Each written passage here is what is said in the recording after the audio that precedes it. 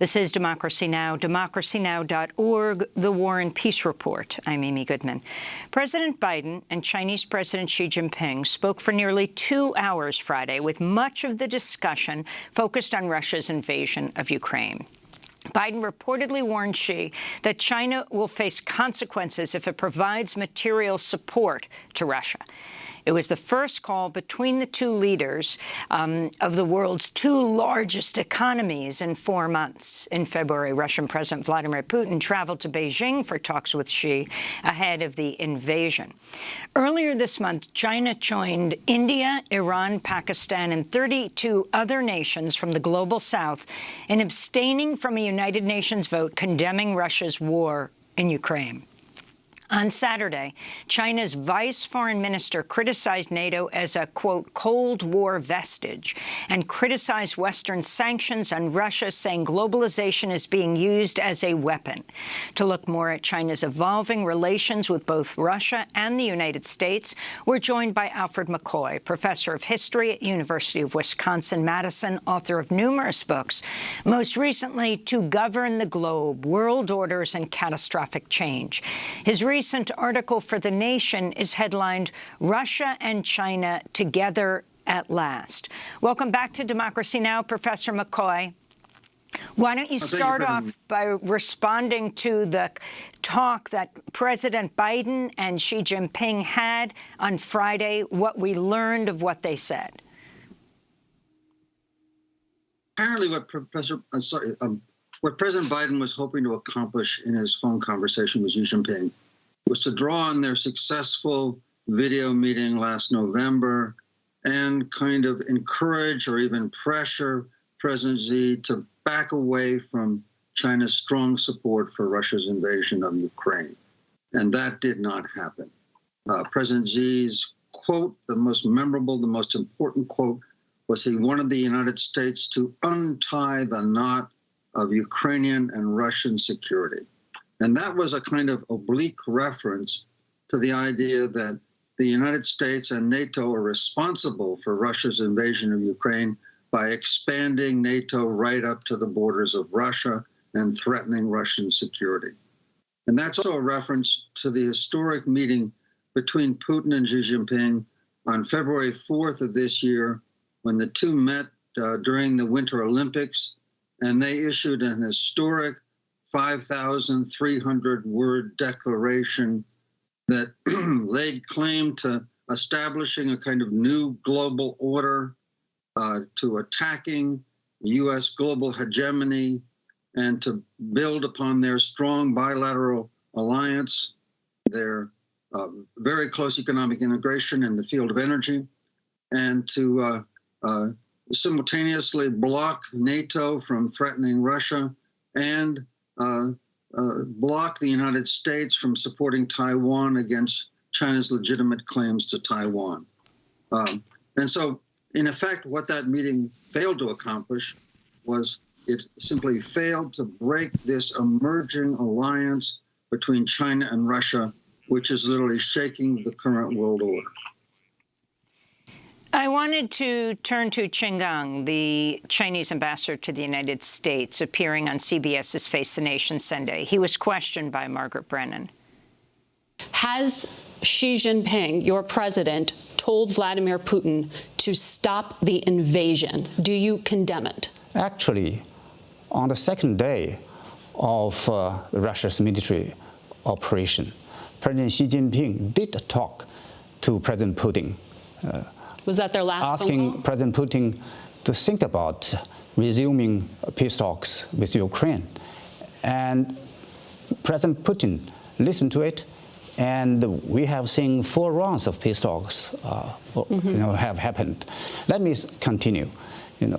China's trusted relations with Russia is not a liability. Actually, it's an asset in the international efforts to solve the crisis in a peaceful way, And China is part of the solution. It's not part of the problem. Professor McCoy, can you respond to the significance of what the Chinese ambassador to the United States said? Of course. He's again kind of affirming what President Xi said in that meeting last Friday with President Biden. In essence, that China is not going to rupture its relations with Russia. It's not going to apply pressure on Russia. It's not going to blame Russia. It's not going to call the Russian invasion of Ukraine an invasion.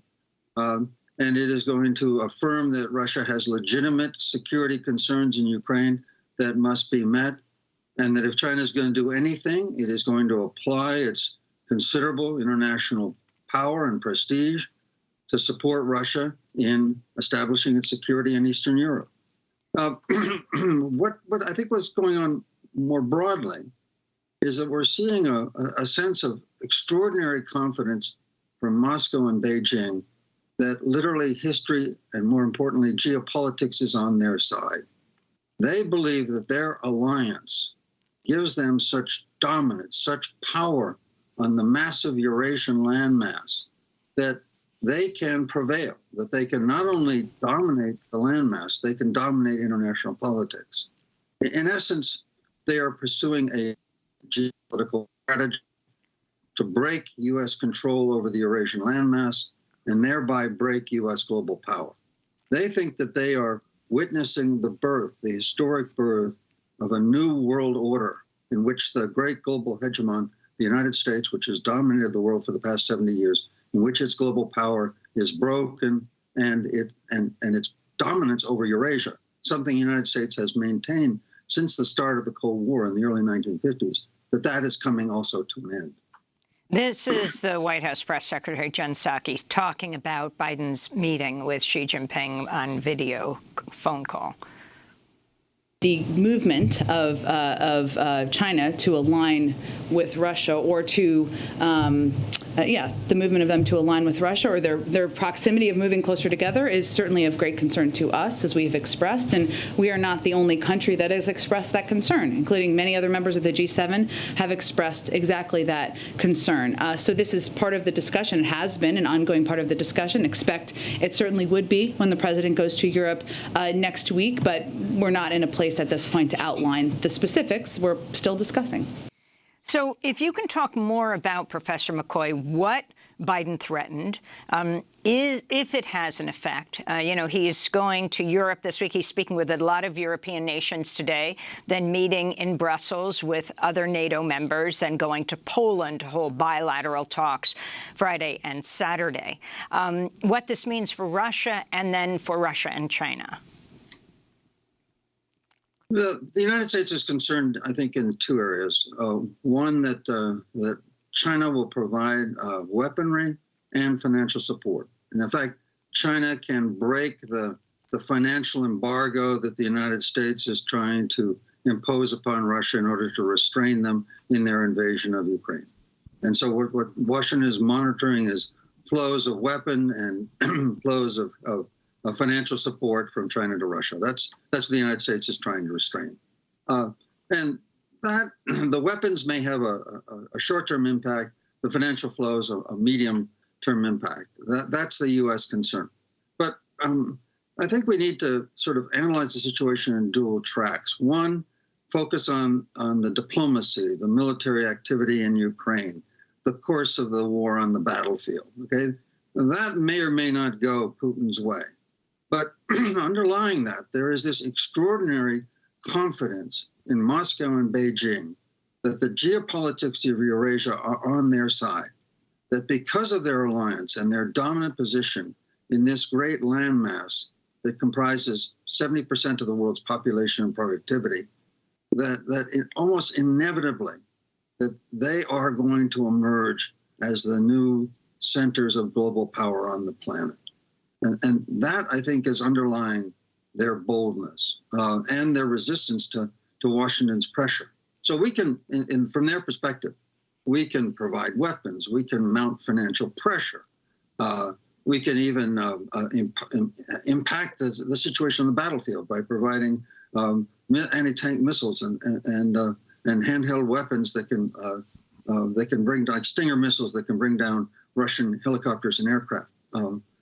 We can do all that, but that is not material. That's not what's going to matter. They believe, because of the theory of geopolitics, that being the dominant powers in this great Eurasian landmass, that they can slowly break the controls that the United States has imposed over Eurasia since the start of the Cold War. And they can break U.S. global power, and they together can construct a new global order.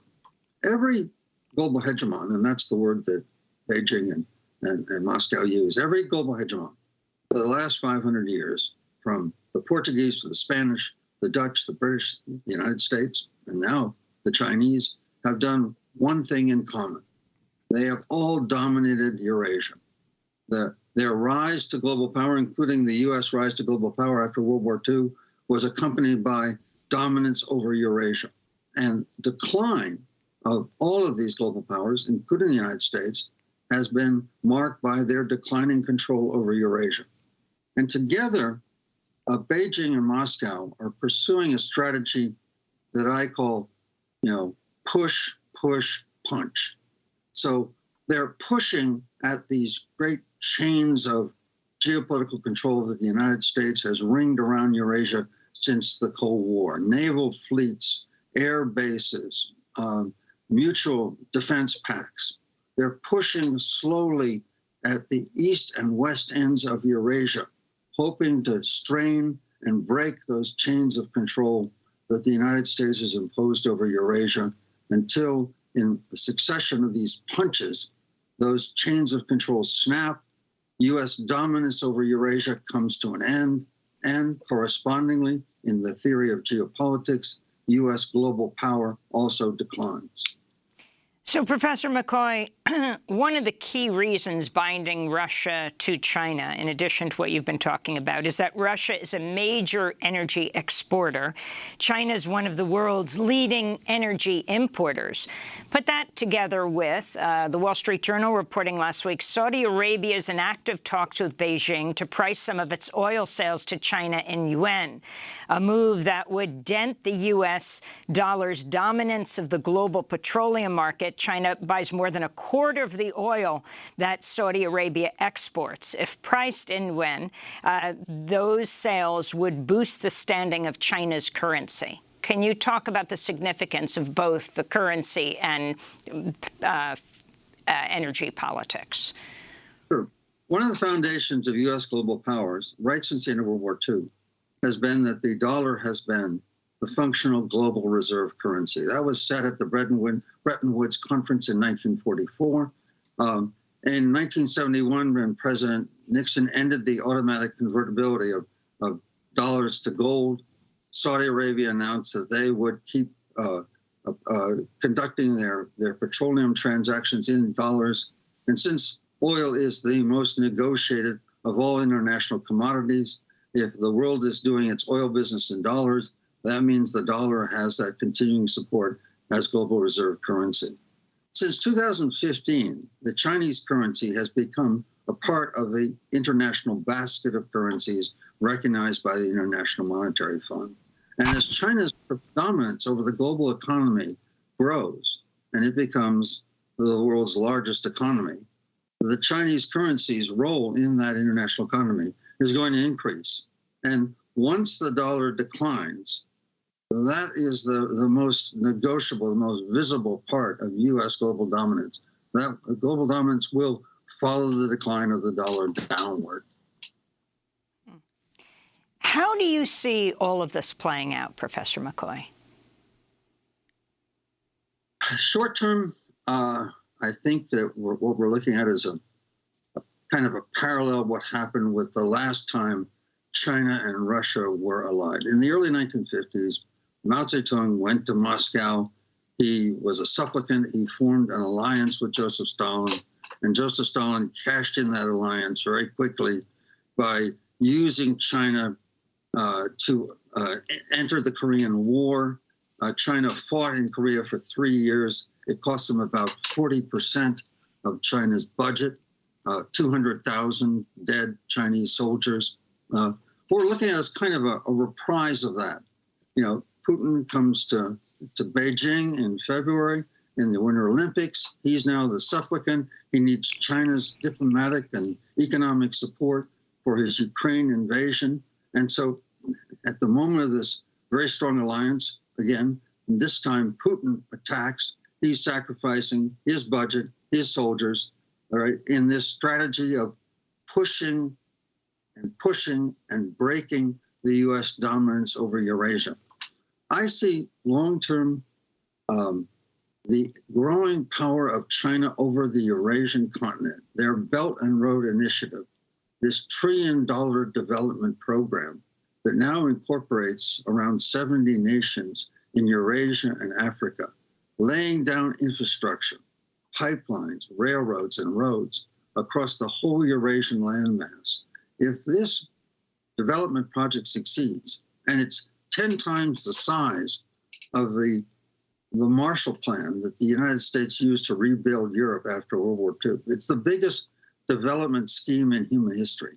If this scheme works in laying down infrastructure of rails, pipelines, and roads across the Eurasian landmass, and that draws the commerce of Eurasia, home to 70% of the world's population, towards Beijing, then almost as if by natural law, power and prestige and global leadership will flow towards Beijing. And so what we're witnessing is the violent eruptions of a great tectonic shift in global power. As U.S. global power declines, China ascends, power shifts from the West, from Europe and the United States, towards Asia. And we're witnessing then an historic change that is I'd say by 2030, by the end of this decade, it will become clear that U.S. global power is eclipsed, that power has shifted to Beijing on the Eurasian landmass, and they are the new global hegemon. Constructing a new kind of world order, far less concerned with human rights, far less concerned with law, a kind of transactional world order of mutual convenience.